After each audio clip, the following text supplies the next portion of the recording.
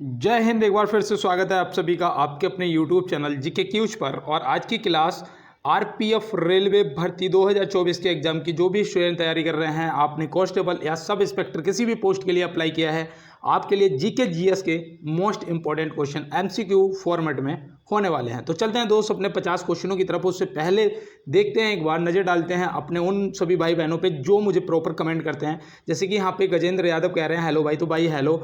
और देखो आप नीलम कुमारी कह रही हैं आप बहुत अच्छा पढ़ाते हो जी, तो बेटा आपको बहुत बहुत धन्यवाद। और यहाँ पे देखो जितने भी दोस्त मुझे प्रॉपर कमेंट कर रहे हैं, जिद्दी boy thank you so much sir, तो आपको भी भाई वेलकम और आपका स्वागत है। और चलते हैं दोस्त अपने पहले प्रश्न की तरफ। और टोटल प्रश्नों की जो संख्या है वो 50 है, तो आप एक बार सभी प्रश्नों को नोट करेंगे। और इसमें हमारे प्रीवियस आए हुए क्वेश्चन भी हैं, करंट अफेयर के भी क्वेश्चन हैं, और ए से लेके जेड तक जहां से भी जो भी क्वेश्चन पूछा जा सकता है, संभावित हर प्रकार के प्रश्न आपको क्लास के अंदर मिलेंगे। तो चलते हैं दोस्त बिना रुके अपने पहले प्रश्न पे और देखते हैं आज हमारे लिए पहला प्रश्न क्या होने वाला है। तो यहाँ पे दिया गया है आरबीआई द्वारा निर्धारित वर्तमान रेपो दर क्या है। तो रेपो दर आपको बतानी है। RBI reserve bank of India ने जो रेपो दर निर्धारित कर रखी है वो कितनी है, तो हमारी जो वर्तमान में है वो है 6.5%। ऑप्शन सी यहाँ से बिल्कुल सही जवाब हो जाएगा। तो चलते हैं दोस्त अपने अगले प्रश्न की तरफ और देखते हैं हमारा अगला प्रश्न क्या है।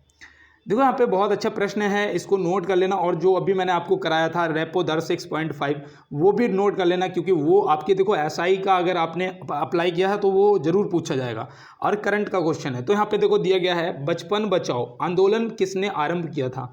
बचपन बचाओ आंदोलन किसने आरंभ किया था, तो आप यहाँ पे क्या बताएंगे, आपका सही जवाब हो जाएगा श्री कैलाश सत्यार्थी। ऑप्शन बी आपका क्या हो जाएगा, सही जवाब हो जाएगा। अगर पूछ दिया गया है कि कब किया गया था, इन्होंने कब किया था इस आंदोलन को आरंभ, तो आप क्या बताएंगे, तो आपका सही जवाब हो जाएगा 1980 में। कब किया था, 1980 में किया था। तो ऐसे भी आप याद रखेंगे। और चलते हैं दोस्त अपने अगले प्रश्न पे और देखते हैं हमारा अगला क्या है।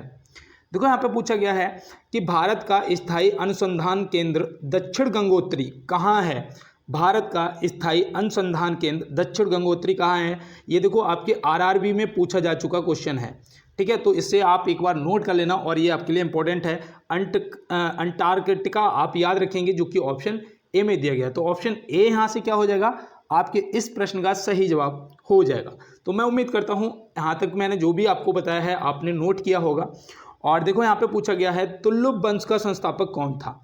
तुल्लुभ वंश का संस्थापक कौन था, तो इसे आप किस तरीके से इसका जवाब करेंगे, आपका सही जवाब क्या होगा। तो यहाँ पे आपका सही जवाब जो है वो होना चाहिए ऑप्शन सी, वीर नरसिंह।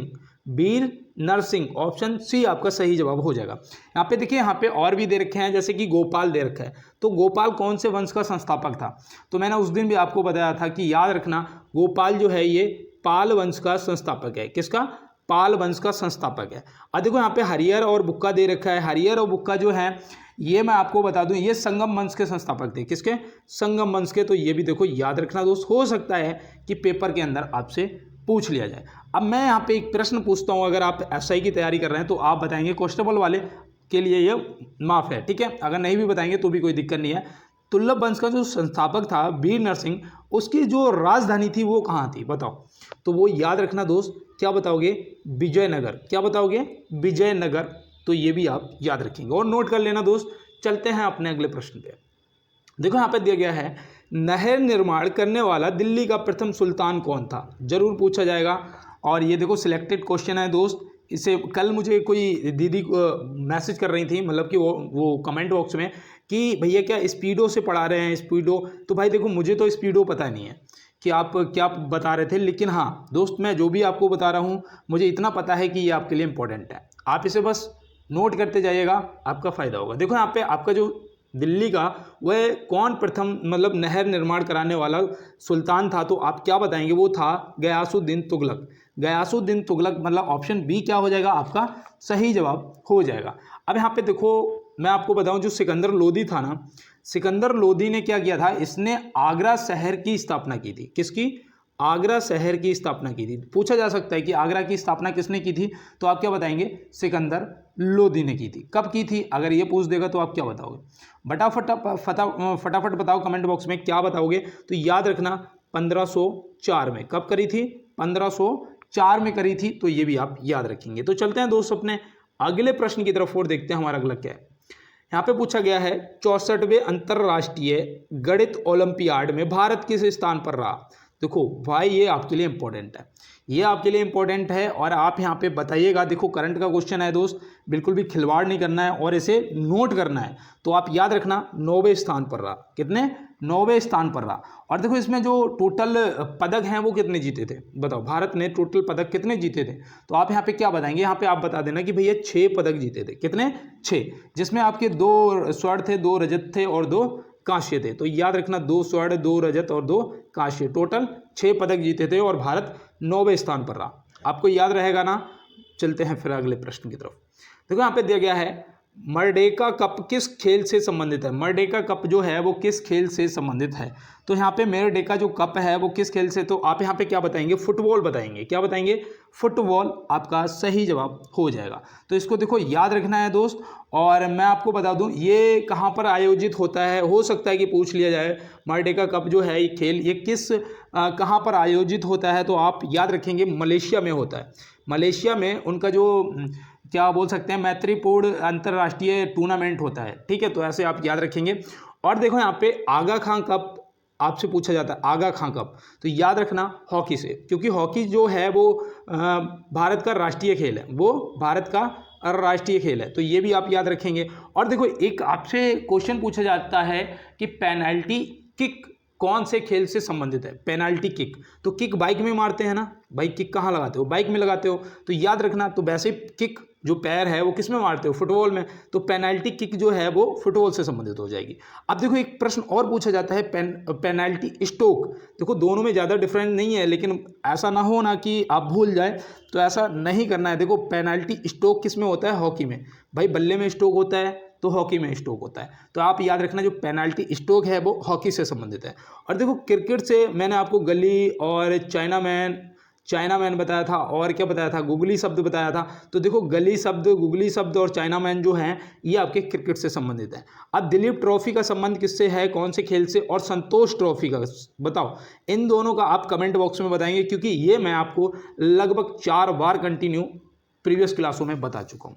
अगर आपने प्रीवियस क्लासों को नहीं देखा है तो एक बार चैनल पे विजिट करिएगा और देख लीजिएगा। देखो यहाँ पे दिया गया है कि रक्त का कौन सा घटक स्कंदन में सहायक होता है। रक्त का कौन सा घटक है जो स्कंदन में सहायक होता है, मतलब कि अगर इसे बोलें जैसे कि रक्त बह रहा है तो उसे जमाने में, ऐसे समझ सकते हो ना। रक्त अगर बह रहा है, उसे देखा होगा जब कहीं से रक्त निकलता है हाथ से या कहीं चोट लग जाए तो क्या होता है, बार बार ऐसे जमने लगता है। तो उस पर जो वाइट सेल्स होते हैं, आप ऐसे समझ सकते हो, तो वो स्कंदन कहते हैं, मतलब जमाना। तो यहाँ पे जो रक्त का कौन सा घटक है जो स्कंदन में सहायक होता है, आपको यहाँ पे ये बताना है। तो याद रखना वो आपका हो जाएगा प्लेटलेट्स। ऑप्शन बी आपका क्या हो जाएगा, सही जवाब। और देखो ये क्या करता है, ये करता है कि ये देखो जो जमाता है वो तो आपका विटामिन के जमाता है। कौन जमाता है, देखो पूछा जा सकता है, ये भी पूछा जा सकता है कि रक्त का कौन सा घटक स्कंदन में सहायक है, या ऐसे पूछेगा तो आपको हो सकता है यहाँ पे विटामिन के नाम दे दे। तो याद रखना वो विटामिन के होता है। कौन सा, विटामिन के होता है। और ये देखो जो प्लेटलेट्स है ना, ये क्या करते हैं, ये विटामिन के को मतलब बढ़ावा देते हैं। ठीक है, तो इस तरीके से आप याद रखेंगे। और चलते हैं दोस्तों अपने अगले प्रश्न में। तो क्या यहाँ पे पूछा गया है ओजोन परत की मोटाई नापने में किसकी इकाई का प्रयोग किया जाता है। ओजोन परत की मोटाई नापने में किसकी इकाई का प्रयोग किया जाता है। तो यहाँ पे आप क्या बताएंगे, डॉप्सन, प्रकाश वर्ष या सिस्मोग्राफ। तो यहाँ पे देखो मैं आपको जो जवाब बताने वाला हूँ आप नोट कर लेना, क्योंकि ये प्रश्न आपसे पूछे जाते हैं। और यहाँ पे ऑप्शन ए हो जाएगा आपका डॉप्सन, बिल्कुल सही जवाब। जो ओजोन परत है उसकी मोटाई डॉप्सन से नापी जाती है। और साथ में आपको बता दें कि अगर एक ग्रह से दूसरे ग्रह की लंबाई को दूरी को नापेंगे तो वो प्रकाश वर्ष में नापी जाती है, वो प्रकाश वर्ष में नापी जाती है। तो ये भी आप याद रखेंगे ना, भूल तो नहीं जाएंगे। अब देखो यहाँ पे सिस्मोग्राफ भी दे रखा है। सिस्मोग्राफ क्या करता है, ये भूकंपीय तरंगों को भूकंपीय तरंगें जो होती हैं उन्हें रिकॉर्ड करता है। तो आप ऐसे याद रखेंगे सिस्मोग्राफ जो है वो भूकंपीय तरंगों को रिकॉर्ड करता है। तो चलते हैं फिर अपने अगले प्रश्न पे। और मैं उम्मीद करता हूँ यहाँ पे जो भी मैंने आपको बताया आपको समझ आया होगा। और यहाँ पे देखो दिया गया है जर्मनी देश की राजधानी क्या है। जर्मनी देश की राजधानी क्या है। देखो ये पूरे वर्ल्ड की जो राजधानियाँ हैं, देश हैं, वो तो याद करने हैं। ठीक है, इंपॉर्टेंट हालांकि मैं आपको करवा दूंगा, लेकिन राज्य और राज्य के जो राज्यपाल होते हैं और जो मुख्यमंत्री हैं, ये आप अपने भारत के अंदर के सभी को देख लेना, याद कर लेना। और वहाँ पर जो मुख्य भाषाएँ बोली जाती हैं उनको भी एक बार देख लेना, क्योंकि हो सकता है कि आपसे पूछ लिया जाए। तो जर्मनी देश की राजधानी आपको यहाँ पे बतानी है। तो जर्मनी देश की जो राजधानी है वो देखो यहाँ पे ऑप्शन दे रखे हैं कि एथेंस, पेरिस और कीव, और इनमें से कोई नहीं। तो भाई मैं आपको बता दूं यहाँ पे आपका सही जवाब हो जाएगा इनमें से कोई नहीं, क्योंकि जो जर्मनी देश की, हम मुझे पता है आपने ए अभी या सी में से कोई एक जवाब करा होगा और आपका गलत जवाब हो गया, क्योंकि याद रखना वार्लेन है। क्या है? वार्लेन है। तो ये आप देखो नोट कर लो, ठीक है, वार्लेन है और ये आपकी कहाँ की? जर्मनी देश की है। एथेंस जो है ये किस देश की राजधानी है? एथेंस जो है ये किस देश की राजधानी है? तो आप क्या बताएंगे? यूनान की राजधानी है। किसकी? यूनान की राजधानी है। देखो पेरिस जो है, पेरिस किसकी राजधानी है? तो पेरिस किसकी है? फ्रांस की है। तो ये देखो याद रखना दोस्त, ये पूछा जाता है। एक आपकी फ्रांस। एथेंस क्यों पूछा जाता है? एथेंस पूछा जाता है कि जो देखो हमारे आधुनिक ओलंपिक खेल हैं इनकी शुरुआत हुई थी कहाँ पर? एथेंस में। और कब हुई थी? ये भी याद रखना, 1896 में हुई थी। कब हुई थी? 1896 में हुई थी। तो मैं उम्मीद करता हूँ ये आपको याद रहेगा।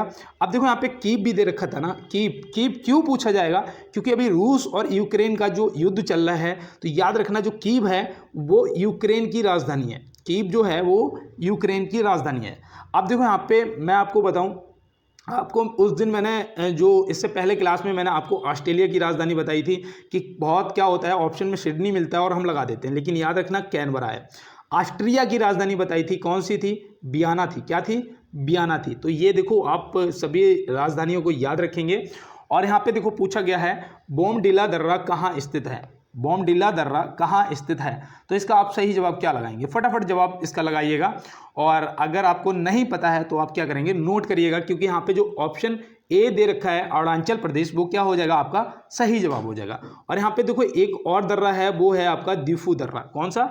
दीफू दर्रा। तो ये भी आप देखो याद रखेंगे, ठीक है। और देखो आपको मैं बताऊं सिक्किम में पूछे जाते हैं। सिक्किम में एक तो आपका हो जाएगा नाथुला दर्रा, और एक याद रखना जयलेपा, ठीक है, ऐसे लिखा जाएगा जयलेपला, ठीक है, यहाँ पे पला, ठीक है। जयपला दर्रा जो है ये भी आपका कहाँ पर है? सिक्किम में है। तो ये भी देखो याद रखना। और जम्मू कश्मीर में आपका देखो, एक जम्मू कश्मीर में बताऊं मैं, एक तो आपका काराकोरम है और दूसरा आपका कौन सा हो जाएगा? दूसरा आपका जोजिला दर्रा हो जाएगा। जोजिला दर्रा और काराकोरम दर्रा, ये आपके इंपॉर्टेंट दर्रे हैं जो कि आपसे पूछे जाएंगे। तो चलते हैं दोस्त अपने अगले प्रश्न की तरफ और देखते हैं हमारा अगला प्रश्न क्या है। देखो यहाँ पे पूछा गया है उत्तर प्रदेश का पहला ग्लास स्काई वॉक कहाँ प्रारंभ हुआ है? तो इसका फटाफट जवाब करिएगा और बताइएगा कि इसका जवाब क्या हो जाएगा सही। तो मैं उम्मीद करता हूँ इसका जवाब आपने कर दिया होगा कि उत्तर प्रदेश का पहला ग्लास स्काई वॉक कहाँ प्रारंभ हुआ है। तो देखो उत्तर प्रदेश का अगर पूछेगा ना तो हम बताएंगे चित्रकूट। उत्तर प्रदेश का पूछेगा तो बताएंगे चित्रकूट, जो कि ऑप्शन बी में दिया गया। लेकिन अगर भारत का पूछ देगा तो आप क्या बताओगे? भारत का पहला, तो भारत का जो पहला है वो कहाँ पर स्थापित किया गया है? तो देखो वो तो क्या हो जाएगा? सिक्किम हो जाएगा आपका। भारत का जो पहला था वो सिक्किम में, और यहाँ पे देखो उत्तर प्रदेश का पहला चित्रकूट में। तो मैं उम्मीद करता हूँ अब आप नहीं भूलेंगे। और चलते हैं दोस्त अपने अगले प्रश्न की तरफ। देखो यहाँ पे दिया गया है भारत में चिश्ती सिलसिले को किसने स्थापित किया था? चिश्ती सिलसिले को किसने स्थापित किया था? और ये इंपॉर्टेंट है भाई, ये आपके पेपर में पूछा जा चुका है।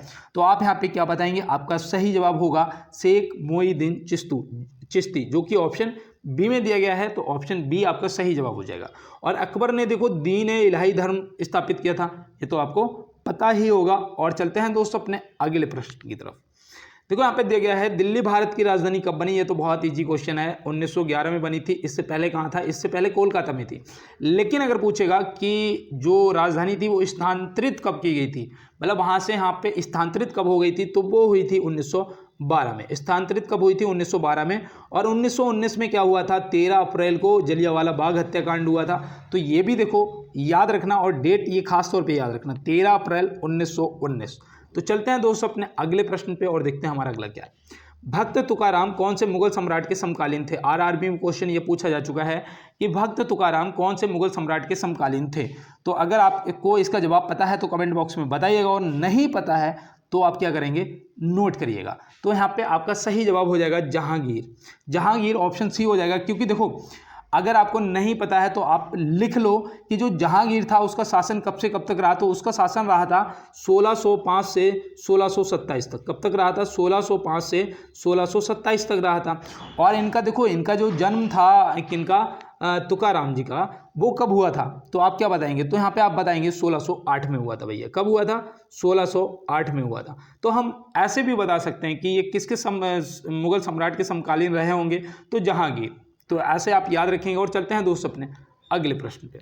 बैसड़ब जन तो कहिए, बैसड़ब जन तो तैने कहिए के रचयिता कौन है? देखो ये मैं आपको बताऊं, ये गांधी जी का सबसे प्रिय भजन है। गांधी जी का सबसे प्रिय भजन कौन सा है? तो आप क्या बताएंगे?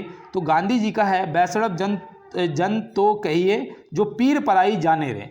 तो इसके रचयिता पूछे गए हैं, तो आप याद रखना नरसिंह मेहता जी, जो कि यहाँ पे ऑप्शन ए हो जाएगा आपका बिल्कुल सही जवाब। और चलते हैं दोस्त अपने, देखो बाण भट्ट जी दे रखे हैं। बाण भट्ट जी से एक आपकी हर्षचरित पूछी जाती है। कौन सी पूछी जाती है? हर्षचरित पुस्तक। और देखो ये किसके दरबार में थे? तो आप याद रखना ये हर्षवर्धन के दरबार में थे। तो ये भी आप याद रखना। और चलते हैं दोस्त अपने अगले प्रश्न पे। देखो 17वां क्वेश्चन है, और मैं आपको हर क्लास में 17वें क्वेश्चन पे 1 मिनट के लिए रुकता हूं और यही कहता हूं कि आप सभी का सिलेक्शन इस बार 100% होना तय है। आप लोग बहुत अच्छी मेहनत कर रहे हैं। बस आप भी अपने भाई को एक बार क्या करेंगे, लाइक वाला बटन दबा देंगे, और सभी को दबाना है, अपनी प्रेजेंट लगानी है, साथ में चैनल को सब्सक्राइब भी करना है, और ज़्यादा से ज़्यादा अपने दोस्तों के साथ में शेयर भी करना है। और देखो मैं आपको बताऊं, आप लोग मेरा बहुत सपोर्ट कर रहे हैं। आप सभी को बहुत बहुत धन्यवाद, थैंक यू। और इसी तरीके से अपना प्यार बनाए रखो अपने भाई पे। और चलते हैं दोस्त, और भाई भी आपके लिए लगातार 50 क्वेश्चन इंपॉर्टेंट आपके लिए डेली करवाता रहेगा जब तक आपका पेपर नहीं हो जाता है। देखो यहाँ पे दिया गया है, गुजरात विजय की यादगार में अकबर ने किसका निर्माण करवाया था? देखो ये इंपॉर्टेंट है, याद रखना कि गुजरात विजय की यादगार में अकबर ने किसका निर्माण कराया था? तो ये था बुलंद दरवाजा। और मैं आपको यहाँ पे देखो बुलंद दरवाजा से एक चीज़ बताऊँ कि दुनिया का सबसे ऊँचा प्रवेश द्वार जो है वो कौन सा है? बुलंद दरवाजा है, दुनिया का सबसे ऊँचा।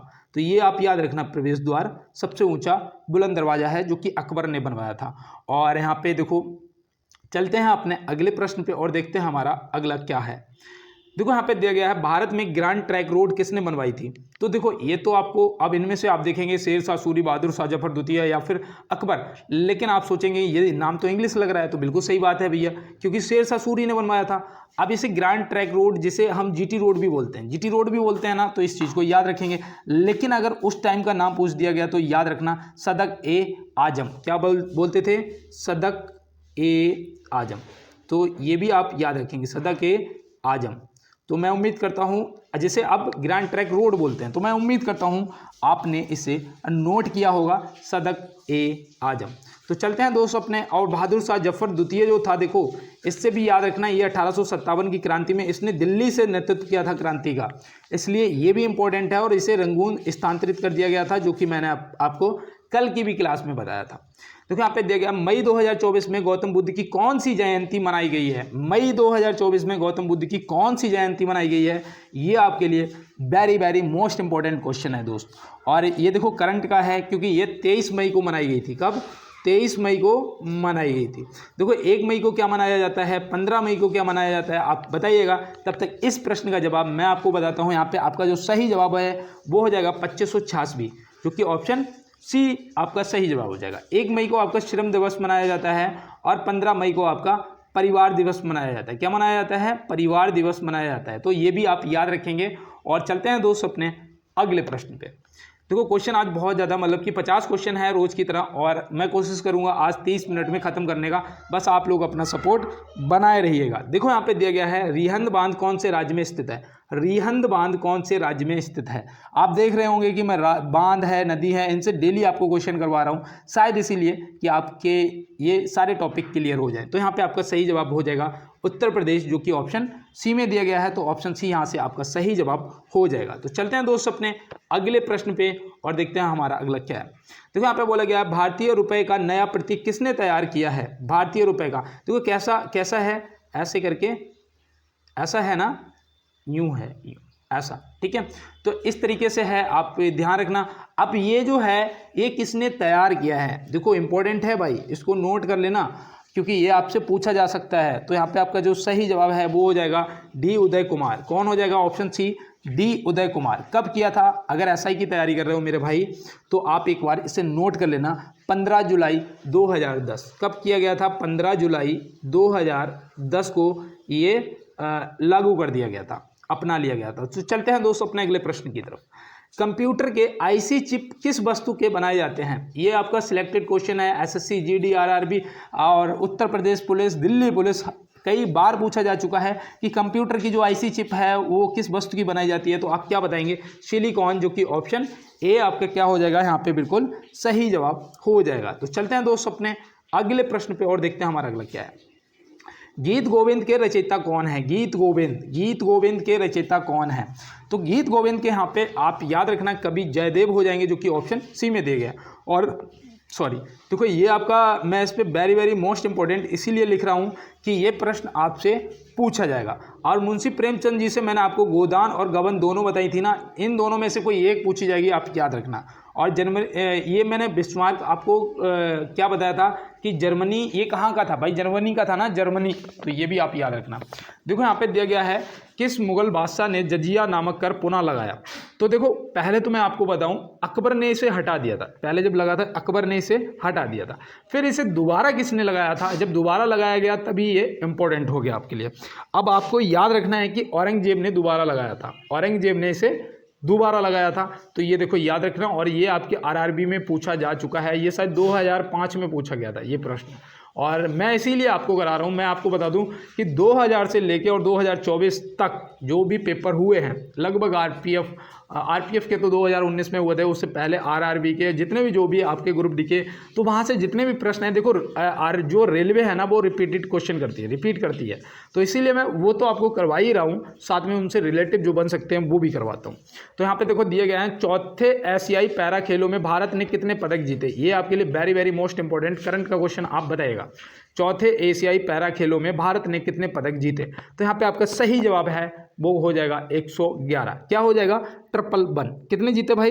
111। इसमें पहले स्थान पर कौन सा देश रहा? तो पहले स्थान पर चीन रहा। कौन रहा? चीन। क्योंकि देखो अब यहाँ से एक चीज़ ये भी याद रखना, चीन तो पहले स्थान पे था ही, ये आयोजित भी चीन में हुए थे।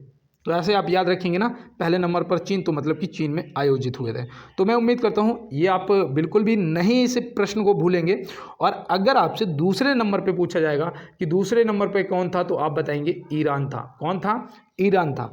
अब यहाँ पे मैं अगर आपसे पूछता हूँ कि भारत कौन से नंबर पे था, तो देखो पूरे क्वेश्चन का ऑपरेशन करते हुए चल रहे हैं दोस्त, भारत जो था वो 5वें स्थान पर था। अब यहाँ तक आपको समझ आ गया। अब अगर मैं यहाँ पे पूछता हूँ कि भारत इसमें स्वर्ण पदक कितने जीता, क्योंकि देखो ये प्रश्न पूछे जाने की पूरी 99% की उम्मीद है, वो मैं आपको बता रहा हूँ। अब यहाँ पे आपको स्वर्ण पदक पूछे जाएंगे, तो याद रखना जो स्वर्ण पदक जीते हैं भारत ने वो 29, मतलब कि 29 स्वर्ण पदक जीते हैं। अगर आपको रजत पदक पूछे जाएंगे तो वो 31 रजत पदक जीते हैं। और अगर आपसे कांस्य पूछे जाएंगे तो 51 कांस्य पदक जीते हैं। तो देखो आपके स्वर्ण पदक, रजत और कांस्य, तो ये देखो यहाँ पे ये भी आप नोट कर लेना, हो सकता है कि पेपर में आपसे पदक पूछ लिए जाए। तो यहाँ पे दिया गया है फतेह सागर झील किस राज्य में स्थित है? फतेह सागर झील किस राज्य में स्थित है? तो यहाँ पे आप क्या बताएंगे? यहाँ पे आपका सही जवाब क्या होगा, तो फटाफट बताइएगा। तो यहाँ पे दोस्त आपका क्या होगा? राजस्थान दे रखा, उदयपुर नहीं दे रखा है, तो कोई बात नहीं है, राजस्थान लगाओ यार। राजस्थान आपका क्या हो जाएगा? सही जवाब हो जाएगा। तो मैं उम्मीद करता हूँ ये आपने नोट कर लिया होगा। और देखो यहाँ पे जम्मू कश्मीर दे रखा है, जम्मू कश्मीर की मुझे कोई 2 झील बताओ। तो मुझे ऐसे ही याद रहेगा कि नांग, नागिन और शेषनाग, नांग, नागिन और शेषनाग और अनंतनाग, जितने भी नांग हैं वो कहाँ हैं? वो सब जम्मू कश्मीर में झील है, ठीक है। और जितने भी ताल हैं वो कहाँ हैं? वो सब उत्तराखंड में है। नैनीताल और भोरताल, जो भी ताल हैं वो सब उत्तराखंड में। और जितने नांग, नागिन, शेषनाग, अनंतनाग, जितनी झीलें हैं वो सब जम्मू कश्मीर में। तो ऐसे आप याद रखोगे ना, भूल तो नहीं जाओगे। चलते हैं फिर अपने अगले प्रश्न पे। देखो यहाँ पे दिया गया है अध्यादेश जारी करने की शक्ति किस अनुच्छेद में है? ये प्रश्न मैं आपको पहले करवा चुका हूँ। मैंने आपको 123 भी बताया था, 143 भी बताया था, 164, 164, 3 के तीनों बताए थे। और इनमें से आपको इस प्रश्न का जवाब पता है तो ये आज आपके लिए मात्र एक SW है, आप कमेंट बॉक्स में बताएंगे। तो चलते हैं दोस्त, और जो भी बताएगा उसे एक समोसा मेरी तरफ से मानसिक रूप से इनाम कर दिया जाएगा, ठीक है। यहाँ पे दिया गया भारत में बीबी का मकबरा कहाँ स्थित है? भारत में बीबी का मकबरा कहाँ स्थित है? देखो, रबिया उद दौरानी का मकबरा या बीबी का मकबरा, या फिर बोल सकते हैं ताजमहल की गंदी नकल। ठीक है, 3 तरीके से याद रखना, रबिया उद दौरानी का मकबरा, ताजमहल की गंदी नकल और बीबी का मकबरा। ठीक है, ये कहाँ स्थित हैं? तो देखो, ये ना एक ही के नाम है, ये औरंगाबाद में है, जो कि ऑप्शन बी में दिए गए हैं। कहाँ पर हैं? औरंगाबाद में। तो ये आप याद रखोगे ना दोस्त, बोल तो नहीं जाओगे। चलते हैं फिर अपने अगले प्रश्न की तरफ। देखो, यहाँ पे दिया गया है बेगमपेट अंतर्राष्ट्रीय हवाई अड्डा किस राज्य में स्थित है? बेगमपेट। तो बताओ, इंदिरा गांधी अंतर्राष्ट्रीय हवाई अड्डा कहाँ है? कमेंट बॉक्स में बताओ और प्रश्न का जवाब तुरंत करिएगा। तो प्रश्न का जो जवाब है वो आपका हो जाएगा हैदराबाद। बेगमपेट अंतर्राष्ट्रीय जो हवाई अड्डा है वो आपका हैदराबाद में। तो आप कर ले जाएंगे। अगर आपसे पूछ देगा कि जवाहरलाल नेहरू हवाई अड्डा कहाँ है, तो आप क्या बताओगे? तो याद रखना, मुंबई में है। कहाँ है? मुंबई में है। जवाहरलाल हवाई अड्डा जो है, जवाहरलाल नेहरू हवाई अड्डा, वो मुंबई में है। अगर आपसे पूछा जाएगा सुभाष चंद्र बोस हवाई अड्डा जो है वो कहाँ है, तो आप क्या बताएंगे? कोलकाता में है। सुभाष चंद्र बोस हवाई अड्डा जो है वो कोलकाता में। और आईजी जो है, इंदिरा गांधी हवाई अड्डा, वो कहाँ है? तो वो है दिल्ली में। तो मैं उम्मीद करता हूँ कि आपने जवाब सही किया होगा। देखो, यहाँ पे दिया गया है दक्षिण पूर्व रेलवे का मुख्यालय कहाँ स्थित है? ये देखो, वेरी वेरी मोस्ट इंपॉर्टेंट यार, आप मुख्यालय याद रखना, मैं आपको जरूर करवा रहा हूँ, लेकिन आप भी याद रखना कि दक्षिण पूर्व रेलवे का जो मुख्यालय है वो आपका कहाँ पर है? तो वो दोस्त कोलकाता, जो कि ऑप्शन सी में दिया गया। तो ऑप्शन सी यहाँ से आपका सही हो जाएगा। इन्हें देखो, नोट कर लो। और यहाँ पे देखो, आपको बता दूं, इलाहाबाद में कौन सा है, किस रेलवे का मुख्यालय है? तो उत्तर मध्य रेलवे का। किसका? उत्तर मध्य रेलवे का मुख्यालय जो है वो आपका इलाहाबाद में है। तो ये याद रखोगे ना। गोरखपुर में कौन सा है बताओ? गोरखपुर में बताओ। तो गोरखपुर में आपका पूर्वोत्तर रेलवे का हो जाएगा। किसका? पूर्वोत्तर रेलवे का जो मुख्यालय है वो आपका गोरखपुर में हो जाएगा। तो मैं उम्मीद करता हूं यहाँ से आपको ये 30 प्रश्न पूरी तरीके से समझ आ गए होंगे और मात्र आपके 20 प्रश्न बचे हैं और 10 मिनट का समय बचा है। तो यहाँ पे देखो, दिया गया है जून 2024 में किसने लगातार तीसरी बार प्रधानमंत्री पद की शपथ ली? देखो, ये तो हमारे माननीय नरेंद्र मोदी जी हैं, जो कि ऑप्शन ए आपका सही जवाब हो जाएगा। अब मुझे यहाँ पे डेट बताना कि कितने जून को उन्होंने शपथ ली है, ये आप कमेंट बॉक्स में बताएंगे और ये आपके लिए जानना मोस्ट इंपॉर्टेंट है। और देखो, मंत्री परिषद पूरा पढ़ लेना। हो सकता है कि आप देखो, चेंज तो हो ही गए हैं, उसमें से आपसे कौन सा कहाँ से क्या पूछ दिया जाए तो वो गलत करके नहीं आना है। देखो, यहाँ पे दिया गया है जलवायु परिवर्तन संकट को उजागर करने के लिए किससे इरामस पुरस्कार 2024 से सम्मानित किया गया? तो इरासमस पुरस्कार 2024 से किसे सम्मानित किया गया? और ये देखो, 2024 का क्वेश्चन है मेरे भाई, तो इससे देखो भूल मत जाना, याद रखोगे ना। तो इसमें आपका जो सही जवाब है वो क्या होगा? तो यहाँ पे आपका सही जवाब अमिताभ घोष हो जाएगा, जो कि ऑप्शन सी में दिया गया है। तो ऑप्शन सी यहाँ से क्या हो जाएगा? आपका बिल्कुल सही जवाब हो जाएगा। तो चलते हैं फिर अपने अगले प्रश्न पे। और देखो, यहाँ पे दिया गया है कोणार्क रेलवे महाराष्ट्र के रोहा से प्रारंभ होकर कहाँ तक जाती है? तो इसका आप जवाब करिएगा, इसका सही जवाब आपका क्या होगा? तो यहाँ पे इसका सही जवाब जो है वो हो जाएगा कर्नाटक के मैंगलोर, जो कि ऑप्शन ए दिया गया है। ऑप्शन ए आपका क्या हो जाएगा? सही जवाब। एक भाई ने मुझे बोला था कि भैया जी आप रेलवे से क्वेश्चन क्यों नहीं करवाते हैं? तो ठीक है दोस्त, आप नोट करिएगा। आज देखो, आज की क्लास में आप देख सकते हैं कि रेलवे से आपको मैंने कितने क्वेश्चन करवाए। और देखो, यहाँ पे फिर मुख्यालय आ गया है। अभी मैंने आपको 3-4 मुख्यालय बताए थे। अब यहाँ पे देखो, पूछा गया है दक्षिण पश्चिमी रेलवे का मुख्यालय स्थित है। दक्षिण पश्चिम रेलवे का मुख्यालय कहाँ स्थित है? तो आप यहाँ पे क्या बताएंगे? तो आपका सही जवाब हुबली होना चाहिए। क्या होना चाहिए? हुबली। देखो भाई, ये इंपॉर्टेंट हैं, इन्हें नोट कर लेना। अगर वाकई में वर्दी चाहते हो, वाकई में आरपीएफ में ज्वाइन होना चाहते हो, तो आप इन्हें नोट कर लेना। देखो यहाँ पे, और आपको बताऊं, जयपुर में बताइएगा, जयपुर में किसका मुख्यालय स्थित है? जयपुर में। तो जयपुर में उत्तर पूर्वी रेलवे हो जाएगा। ठीक है, उत्तर पूर्वी रेलवे का जो मुख्यालय है वो कहाँ पर हो जाएगा? वो आपका जयपुर में हो जाएगा। तो ऐसे आप याद रखेंगे ना। और पूर्व मध्य रेलवे का कहाँ होगा? तो वो पूर्व मध्य रेलवे का आपका हाजीपुर। कहाँ? पूर्व मध्य रेलवे का जो है वो आपका हाजीपुर हो जाएगा। और पश्चिम रेलवे का जो कहाँ होगा बताओ? चलो, पश्चिमी रेलवे का बताओ कहाँ होगा? तो ये आपसे देखो, ये इंपॉर्टेंट है, पश्चिमी रेलवे वाला ये पूछा जाएगा, याद रखना। चर्च गेट मुंबई। क्या बताओगे? चर्च गेट मुंबई। तो देखो, ये भी आप याद रखना। और इनमें से अगर कोई आपने नोट ना कर पाया हो तो क्लास को बैक करके फिर से देख लेना एक बार। देखो यहाँ पे दिया गया है तमिलनाडु के तट अपनी कुल वर्षा का एक बड़ा हिस्सा प्राप्त करते हैं। Very very most important, SSC GD, army, Agniveer, किसी भी एग्जाम की तैयारी करो, दिल्ली पुलिस, उत्तर प्रदेश पुलिस, ये प्रश्न आपके लिए इंपॉर्टेंट है। आप बताइएगा तमिलनाडु के तट अपनी कुल वर्षा का एक बड़ा हिस्सा प्राप्त करते हैं किस महीने में? तो यहाँ पे जो आपका सही जवाब है वो हो जाएगा अक्टूबर से नवंबर तक। अक्टूबर से नवंबर तक ऑप्शन बी लगा देंगे और देखो यही पूछा जाएगा आपसे तो आप बिल्कुल सही जवाब करके आएंगे। तो यहाँ पे दिया गया है भारत छोड़ो आंदोलन का दूसरा नाम क्या था? भारत छोड़ो आंदोलन का दूसरा नाम क्या था? तो 1857 की क्रांति जो है वो तो सभी को पता होगा कि मेरठ से स्टार्ट हुई थी और इसमें सबसे पहले बलिदान होने वाले मंगल पांडे जी थे, ये भी आपको पता होगा। ये भी पता होगा कि वे 34वीं इन्फेंट्री बटालियन में थे, ये भी आपको पता होगा। ये आपको ये भी पता होगा कि दिल्ली से बहादुर शाह जफर द्वितीय ने नेतृत्व किया था, झांसी से झांसी वाली रानी ने नेतृत्व किया था और लखनऊ से बेगम हजरत महल ने नेतृत्व किया था, इलाहाबाद से लियाकत अली ने नेतृत्व किया था। ये सब आपको पता होगा। लेकिन ये जो आपसे प्रश्न पूछा जाएगा कि तत्कालीन कारण क्या था विद्रोह का, तो आप बताएंगे कि सैनिकों द्वारा चर्बी युक्त कारतूसों का प्रयोग करना, जो कि हिंदू सैनिकों ने करने से मना कर दिया था, क्योंकि जो कारतूस थे वो गाय की चर्बी और सूअर की चर्बी से बनते थे और उन्हें मुंह से खोलना पड़ता था, जो कि खोलने से मना कर दिया। तो देखो यहाँ पे दिया गया भारत छोड़ो आंदोलन का दूसरा नाम क्या था? तो अब प्रश्न का जवाब हमारा होगा अगस्त क्रांति। अगस्त क्रांति देखो सुना होगा आपने, लेकिन अब याद भी रखना, अगस्त क्रांति भारत छोड़ो आंदोलन का दूसरा नाम था। तो चलते हैं फिर अपने अगले प्रश्न पे और देखते हैं हमारा अगला क्या है। निम्न में से कौन सा अधिक जलन पैदा करता है? निम्न में से कौन सा अधिक जलन पैदा करता है?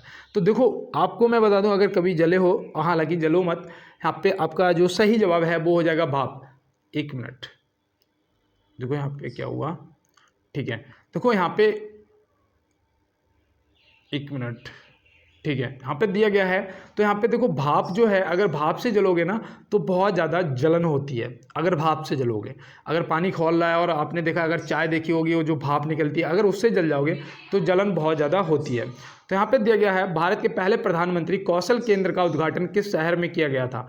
देखो ये आपके लिए इंपॉर्टेंट है ना, भारत के पहले प्रधानमंत्री कौशल केंद्र का उद्घाटन किस शहर में किया गया था? तो यहाँ पे आपका जो सही जवाब है वो होना चाहिए नई दिल्ली, जो कि ऑप्शन ए में दिया गया है। तो ऑप्शन ए यहाँ पे क्या हो जाएगा, आपका सही जवाब हो जाएगा। तो चलते हैं फिर अपने अगले प्रश्न पे और देखते हैं हमारा अगला क्या है। किस राज्य के उग्रवादी संगठन ने भारत सरकार के साथ शांति समझौता किया है? किस राज्य के उग्रवादी संगठन ने भारत सरकार के साथ शांति समझौता किया है? ये आपके लिए देखो इंपॉर्टेंट है और आपको शॉर्टकट में भी मिल सकता है। ऐसे लिखा हुआ बी बना रहा हूँ, यहाँ पे यू होना चाहिए, UN और क्या होगा, UNLF, ठीक है, UNLF। तो ऐसे भी याद रखना, पूछा जा सकता है। तो इसका शॉर्टकट है और यहाँ पे उग्रवादी संगठन जो है वो है मणिपुर, जो कि ऑप्शन सी हो जाएगा आपका यहाँ पे बिल्कुल सही जवाब। और मैं उम्मीद करता हूँ ये प्रश्न भी आपने नोट कर लिया होगा। और देखो 39 क्वेश्चन हो चुके हैं, 40 मतलब 40 क्वेश्चन हो गए हैं और मैं सिर्फ दूसरी बार कह रहा हूँ, 1 मिनट के लिए रुक रहा हूँ कि अभी तक जितने भी मेरे भाई बहन नए या पुराने मेरे साथ जुड़े हुए हैं, जिन्होंने अभी तक चैनल को सब्सक्राइब नहीं किया है, तो दोस्त सब्सक्राइब कर लो और साथ में क्लास को लाइक वाला बटन जरूर दबा देना, लाइक जरूर कर देना, जो कि लाइक करने का एक समोसा मैं आपको मानसिक रूप से देता ही हूँ, ठीक है। और देखो क्या करोगे, ज़्यादा से ज़्यादा दोस्तों के साथ में शेयर कर देना। तो क्या यहाँ पे दिया गया है, किस मुगल शासक ने 2 बार शासन किया था? किस मुगल शासक ने 2 बार शासन किया था? ये देखो आपका इंपॉर्टेंट क्वेश्चन है, इसका याद रखना, हुमायूं ने किया था। ऑप्शन बी हो जाएगा हुमायूं, बिल्कुल सही जवाब। मुगल वंश का था ना, मुगल वंश का संस्थापक कौन था? बाबर था। देखो यहाँ पे दिया गया है कि तुलसीदास किसके शासनकाल से संबंधित हैं? तुलसीदास किसके शासनकाल से संबंधित है? तो भाई याद रखना, अकबर के शासनकाल से संबंधित है। तो चलते हैं फिर अपने अगले प्रश्न पे और देखते हैं हमारा अगला क्या है। हीराकुंड बांध परियोजना किस नदी पर स्थित है? हीराकुंड बांध परियोजना किस नदी पर स्थित है? तो ये देखो, ये तो योजनाएं पूछी जाएंगी। अब यहाँ पे आपका जो सही जवाब है वो होना चाहिए महानदी। महानदी कहाँ है? उड़ीसा में पड़ती है ना भाई, कहाँ पर पड़ती है? उड़ीसा में। अब देखो यहाँ पे सतलज नदी पर बताओ कौन सी परियोजना है? सतलज नदी पर। तो सतलज नदी पर भैया बाखंडा नागल परियोजना है। कौन सी है? बाखंडा नागल परियोजना।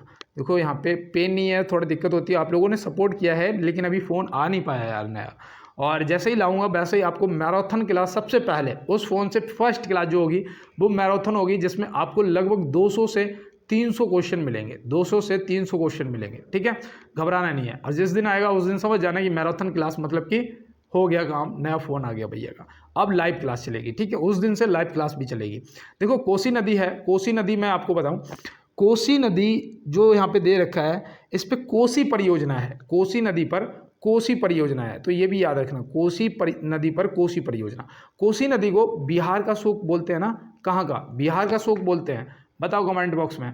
और देखो कल मुझे एक भाई ने कमेंट बॉक्स में कमेंट करा था कि भैया मैं माफ़ी चाहता हूँ, मुझे माफ़ कर देना, मैं दिन में जूस की ठेली लगाता हूँ और मैं लाइव क्लास आपकी नहीं ले पाता हूँ, लेकिन मुझे आपके साथ पढ़ना बहुत अच्छा लगता है, मैं आपको बहुत सपोर्ट करता हूँ, और लेकिन मैं कोई बात नहीं भैया, रात को कोशिश करता हूँ कि 2 क्लास किसी तरीके से पढ़ लूँ। मुझे भी पता है सारे दिन खड़ा रहता है, सारे दिन मेहनत करता है बेचारा, नहीं उसे जागा जाता होगा, लेकिन उसके बाद भी स्ट्रगल कर रहा है ना वो, तो एक दिन याद रखना ऐसे ही बंदे सफल होते हैं, जो मतलब कि कितने भी संघर्ष हो लेकिन उसके बाद भी कंटिन्यू चालू रहता है। देखो यहाँ पे दिया गया है मथुरा किस नदी के किनारे बसा है, मथुरा पूछा गया है, तो याद रखना नदी के किनारे बसे हुए नगर, मैं आपको रोज बताता हूँ।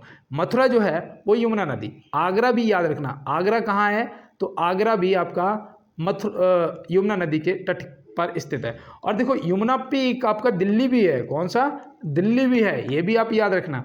चलो बताओ अलकनंदा के किनारे कौन सा नगर स्थापित है, अलकनंदा, तो याद रखना बद्रीनाथ, कौन सा, बद्रीनाथ जो है वो अलकनंदा के किनारे स्थित है। ताप्ती नदी पर बताओ, ताप्ती नदी पता है किसी को, नहीं पता है तो नोट करो, ताप्ती नदी सूरत, क्या हो जाएगा, ताप्ती नदी जो है सूरत जो नगर है, सूरत शहर है, वो ताप्ती नदी के किनारे स्थित है, तो ये आप याद रखोगे ना। हैदराबाद रोज बताता हूँ आपको, मूसी नदी, आपसे मैंने अयोध्या भी बताई थी, अयोध्या कौन सी नदी के किनारे स्थित है, सरयू नदी के किनारे स्थित है। क्या भूल गए आप लोग, अगर देखो बोल के काम नहीं चलेगा दोस्त, मैंने आपसे पहले भी कहा है कि अगर आपको याद करना है तो लिखना पड़ेगा, अगर लिखोगे नहीं, ये क्वेश्चन को 4 बार नहीं लिखोगे तो याद होना दोस्त, मैं तो यही कहता हूँ कि 50-50 का खेल रह जाता है, ठीक है, लिखने लग जाओ याद हो जाएंगे।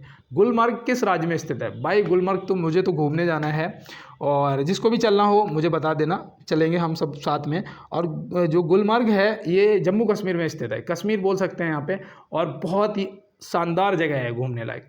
देखो यहाँ पे सारे घूमने वाली जगह दे रखी है। पश्चिम बंगाल में बताओ कौन सी घूमने लायक जगह है, बताओ, कसौली, कौन सी है, कसौली, तो देखो नोट कर लो, ये मैं घूमने के लिए नहीं आपको बता रहा हूँ कि इनमें से चूज करो कहाँ चलना है, ऐसा नहीं है, मैं आपको इसलिए बता रहा हूँ कि ये फेमस जगह हैं, पर्यटन स्थल हैं घूमने वाले, तो ये हो सकता है कि आपसे पूछ लिया जाए, इसलिए मैं आपको इस तरीके से याद कराने का ये तरीका है। कसौली, कसौली पता है कहाँ पड़ता है, हिमाचल प्रदेश में पड़ता है, कहाँ पड़ता है, हिमाचल प्रदेश में, जहाँ कि मैं जा चुका हूँ कसौली। अब देखो रानीखेत, रानीखेत भी जा चुका हूँ, भर्ती देखने गया था टीए की। अब रानीखेत बताओ, रानीखेत कहाँ पड़ता है, यूके मतलब कि उत्तराखंड, क्या बताओगे, यूके मतलब कि उत्तराखंड में पड़ता है, और यहाँ पे तो दिन में बहुत गर्मी होती है, रात को बहुत सर्दी होती है, ये भी आप याद रखना। देखो यहाँ पे दिया गया है कि प्रतिष्ठित लोकमान्य तिलक पुरस्कार 2023 के लिए किसे चुना गया था, प्रतिष्ठित लोकमान्य तिलक पुरस्कार 2023 के लिए किसे चुना गया था, ये वेरी वेरी मोस्ट इंपॉर्टेंट है भाई। ये पता क्यों इंपॉर्टेंट है, क्योंकि ये हमारे माननीय नरेंद्र मोदी प्रधानमंत्री जी, ऑप्शन ए सही जवाब हो जाएगा। तो यहाँ ये इसलिए इंपॉर्टेंट है क्योंकि ये हमारे प्रधानमंत्री जी को दिया गया था 2023 में, तो ये आप याद रखेंगे। मुगल सम्राट औरंगजेब कौन सा वाद्य यंत्र बजाता था, भाई ये आपके आरआरबी में पूछा हुआ क्वेश्चन है, बताइएगा कि मुगल सम्राट औरंगजेब कौन सा वाद्य यंत्र बजाता था, तो आप क्या बताएंगे, ये बीड़ा वादक था, बीड़ा बजाता था, बीड़ा, तो आपको याद रहेगा ना। और देखो इसे मैं आपको बताऊं, इसे बोलते थे कि शाही भेष में एक फ़कीर या दरवेश, शाही भेष में एक फ़कीर या दरवेश भी बोलते थे, क्या दरवेश भी बोलते थे, तो ये भी याद रखना, इसका ना उपनाम था दोस्त। तो हो सकता है आपसे पूछ लिया जाए कि शाही भेष में फ़कीर किस मुग़ल सम्राट का नाम था, तो आप क्या बताएंगे, औरंगजेब का, याद रहेगा ना। चलें फिर अगले प्रश्न की तरफ। निम्नलिखित में से गोरिल्ला युद्ध का पथ प्रदर्शक कौन था, गोरिल्ला युद्ध क्या होता है बताओ।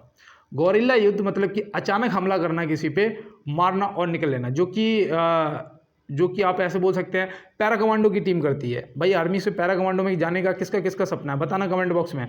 और देखो ये क्या होता है, अचानक से किसी पे हमला कर देना और उसे समझने का मौका भी ना देना और तुरंत उसे मार पीट के और निकल लेना, ठीक है। तो इस तरीके से याद रखोगे ना, तो ये याद रखना हमारे शिवाजी, ऑप्शन बी हो जाएगा यहाँ से क्या, आपका बिल्कुल सही जवाब। और देखो मैं आपको बताऊं, इनके शासनकाल में प्रधानमंत्री को क्या कहा जाता था?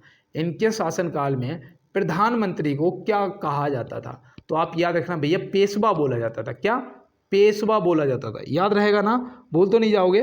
चलते हैं फिर अपने अगले प्रश्न। और यहाँ पे देखो, यहाँ पे दे रखा है महाराणा प्रताप जी। अब जब इनका नाम आ ही गया तो इनके सम्मान में 2 लाइन में जरूर कहूँगा कि द्वंद्व कहाँ तक पाला जाए, युद्ध कहाँ तक टाला जाए, और राणा का तू वंशज है, फेंक जहाँ तक भाला जाए। तो एक बार सम्मान में जय हिंद जरूर लिखना। और चलते हैं अपने अगले प्रश्न में। देखो यहाँ पे दिया है हवा महल कहाँ अवस्थित है? हवा महल दोस्त अगर पता होगा तो ठीक, नहीं तो हवा खाओ, एक क्वेश्चन गलत हो जाएगा या फिर छूट जाएगा। तो यार ये छोटे छोटे क्वेश्चन हैं, ये भी आपको याद रखने चाहिए। अब यहाँ पे आप कंफ्यूज हो रहे हैं कि जयपुर दिल्ली या हैदराबाद, जयपुर दिल्ली या हैदराबाद, लेकिन कुछ ने सीधा जवाब दिया होगा जयपुर। पिंक सिटी आपका कौन सा शहर को बोला जाता है? बताओ। पिंक सिटी या गुलाबी शहर के नाम से कौन सा शहर जाना जाता है? तो आप क्या बताओगे? जयपुर। आपका सही जवाब हो जाएगा। अब देखो यहाँ पे दिल्ली में आपकी कौन सी कुतुब मीनार स्थित है? किसने बनवाई थी? कुतुबुद्दीन ऐबक ने बनवाई थी। लेकिन पूछा जाएगा इसका कार्य पूर्ण किसने कराया था? इसका जो कार्य था वो पूर्ण किसने कराया था? तो वो इल्तुतमिश ने करवाया था। किसने करवाया था दोस्त? इल्तुतमिश ने करवाया था। इल्तुतमिश से एक प्रश्न और याद रखना, पूछा जाता है कि रजिया सुल्तान किसकी पुत्री थी? जो कि भारत की पहली महिला शासिका थी। भारत की पहली महिला शासिका थी और रजिया सुल्तान, ये इल्तुतमिश की पुत्री थी। तो ये भी आप याद रखेंगे, ठीक है। और देखो आप यहाँ पे और भी प्रश्न यहाँ से बन सकते हैं, जो कि आपसे पूछा जाएगा कि बड़ा इमाम बाड़ा कहाँ है? पूछा गया था बड़ा इमाम बाड़ा कहाँ है? बड़ा इमाम बाड़ा कहाँ है? पता है किसी को? पता है तो बताओ कमेंट बॉक्स में, और नहीं पता है तो नोट करो फिर। क्या? लखनऊ। लखनऊ में आपका भारतीय वनस्पतिक अनुसंधान संस्थान भी स्थित है, जो कि मैंने आपको अभी 2 दिन पहले ही बताया था। आपको याद है ना?